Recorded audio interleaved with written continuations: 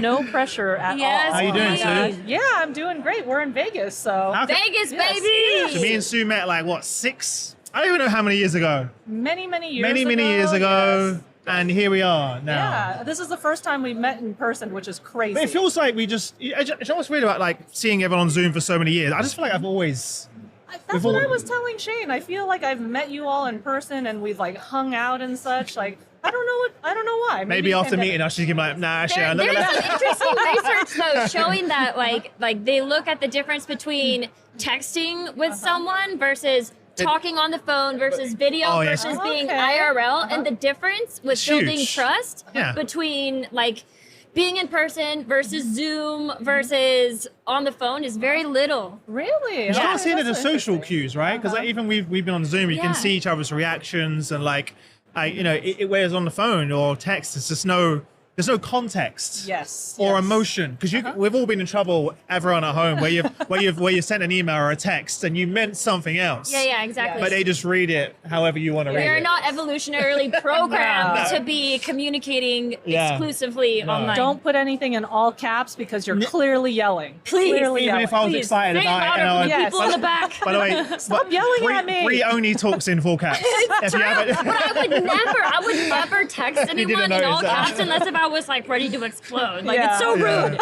So, Mom, I'm so talking tell to you. everyone who you are. Yes. Your background and the company. Yeah, sounds Yeah. good. So my name is Sue Lamb, and I look after people analytics and culture and strategy at the Coca-Cola Company. And I've been there for, it'll be almost 4.5 years. Wow. I cannot believe it. Started during the pandemic, and it's been a lot of fun. Amazing. Big Yes. job. Yeah. So we must have just connected when you just joined. I think so. I Yeah. think we were connected when I was at Shell, Yes. but then Oh my I God. came over. Yes, We know each other I that know. long. Oh my God. We're, Multiple sorry, we're jobs just ago. everyone at home. We're just reminiscing and catching up. Let's just jump in. How has the Coca-Cola Company sort of integrated the human experience capabilities Yes. into its HR process? Obviously, you're working in people analytics, but that's a big part of your role. Yes. So we've been talking a lot about human experience lately. And so some of the things that we've been doing is developing what we call human experience principles. And so these principles will help guide development of products and services all the way from strategy to delivery. And it's not necessarily like these are the guidelines that you need to use to develop something, but it does help inform decisions and things like that. So if I can give you an example, one of those principles is actually make it seamless and simple whenever and wherever possible. I know that sounds really obvious to people, but I think Easier said than done. it's easier said than done. And so we've definitely said when you're thinking about a product or service for HR, do something end to end and really think about it from that perspective. So if you take onboarding as an example, in the past, you would have people who only did the performance management piece, or you only had people who did the IT piece or office piece. So really thinking about the holistic experience is what we've been trying to do. Yeah. I love that. And I know you've taken such an innovative approach with measuring the success of your HR initiatives, and you've done something really cool with the experience scorecards. So I'd love for you to share a little bit about the development and implementation of those and Sure. how it kind of measures the success of your HR investments. Sure. So kids at home, it's not that innovative. We're just starting. Humble brag. Yeah. So we're just starting out on something like this. Because we're trying to test and learn, we started with a program which we call our Human-Centered Design 101 program. So, Great name. yeah, name. HCD, really good there. HCD You have 101. you have to have an acronym for everything. Yeah. Obviously. We're in HR, we for have sure. to have acronyms. Yes, definitely.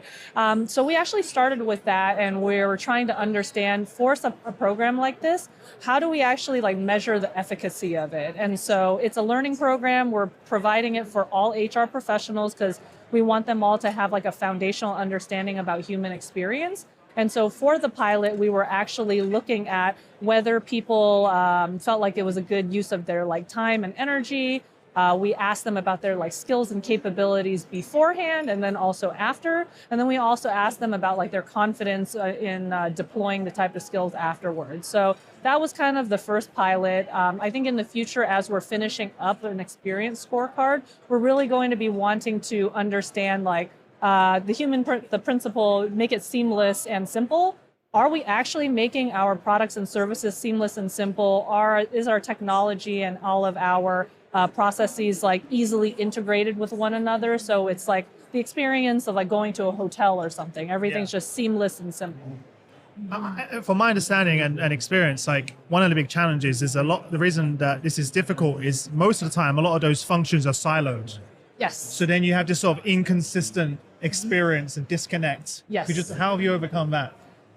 So it is also still a work in progress, but what we've actually been doing is our organization is set up in a way where we call it's like a networked way of working. Okay. And so removing some of the... removing some of the hierarchy there. So it's a lot less like command and control hierarchical. Flattening. Yes, that for sure.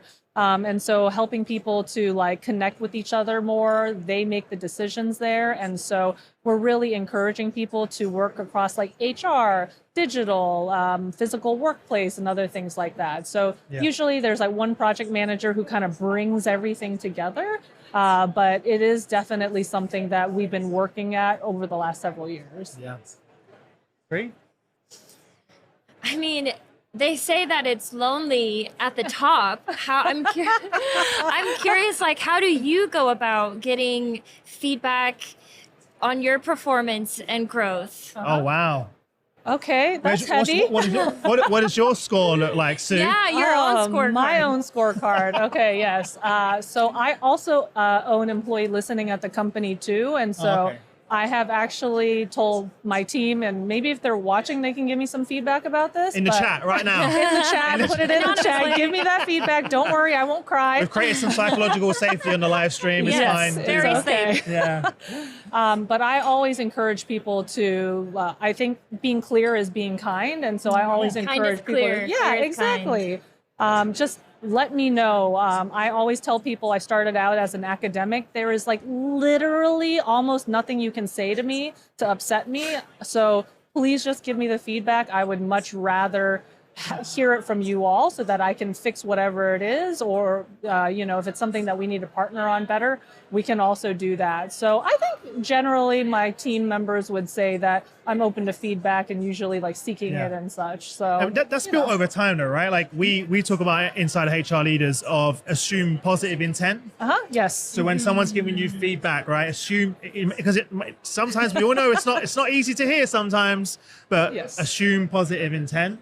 And then we have that culture in the company of radical candor, right? And I love that, but it's not for everyone. And as well, should be, so, it should be. But also, it depends how it's delivered. So there's also the empathy piece of like, for sure. There's one thing giving radical candor, and there's another way in terms of how you actually deliver that, and also have you created the psychological safety for that person to, give and receive. Yes, Receive for it as sure. well. So it's easier. Easy to say, harder to do. Yeah. Oh yeah, definitely harder to do. I've had to give somebody feedback before about their like nonverbal communication, so like their body language, facial expressions. That's really hard. It is How do you really give feedback hard. about something so like that's a hard one. That was a really hard one. I will say I prepped for that conversation because Did you ask AI? Hey, I have before. AI is good for that. hey, how do I deliver this uncomfortable news Yes, about your how do I awkward tell- nonverbal yeah. language? Unfortunately, ChatGPT, another AI, was not there when I had to deliver that. This is in the but- before times. Yes, now I can literally type it in, and 5 seconds later, I will actually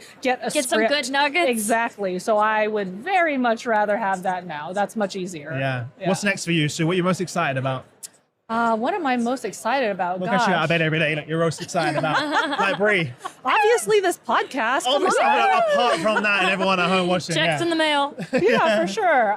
Let me think. There is just so much right now. I think AI is something that everyone is talking about, not just here, but then in other parts of the organization as well. So this sounds really boring, but I'm really curious about AI ethics and what are we going to be doing behaviorally to ensure that we don't have bias in the tools, but that it's actually like meeting our business needs and helping us like propel forward as humans. And so I'm super excited about that. I think this conference is good for something like that because it combines like tech and behavior and mindset all together. So it's been really nice hearing about people speaking Amazing. about that.